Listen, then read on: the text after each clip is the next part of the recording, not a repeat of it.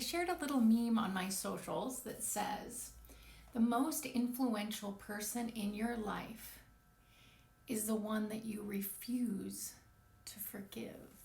Take a moment, try that on. How did it feel to hear that? I'm going to say it again. The most influential person in your life is the one that you refuse to forgive. Notice the part of you that brings someone up in your mind. Oh, well, forgiveness, and then it'll go in your brain bucket of forgiveness. It'll go and there'll be a politician's face. It'll be a Hitler. It'll be someone hurting children. It'll be somebody warring. It'll be somebody will come to your mind. If there's any reaction to hearing that, it proves the meme.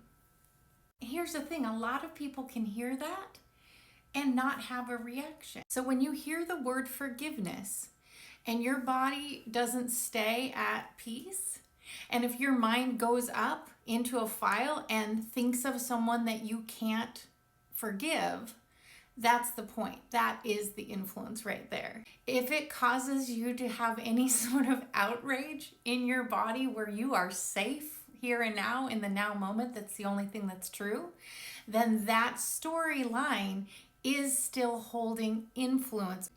And sometimes we believe that if somebody is not as outraged about this scene as we are, that somehow they don't care. And then we feel like we have to convince them to care and also hate the same person that we do in our heads, or people like them. Forgiveness is not about excusing bad behavior. It's not about not making people accountable for things that they've done. It doesn't mean not having boundaries. It's about our peace.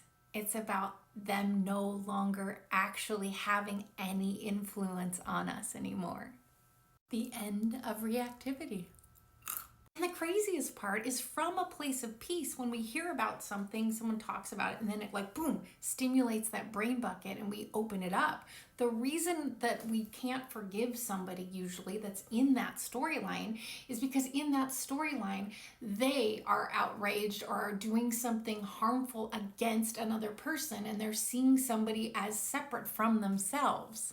And then that's what we're doing. We take a perfectly peaceful moment and we start to look in our heads at another person as separate from us. Well, we're feeling that poison energy in our body and we want them to be eradicated. Chop their blubs off with their heads. And we think it's just. Two wrongs do not make a right.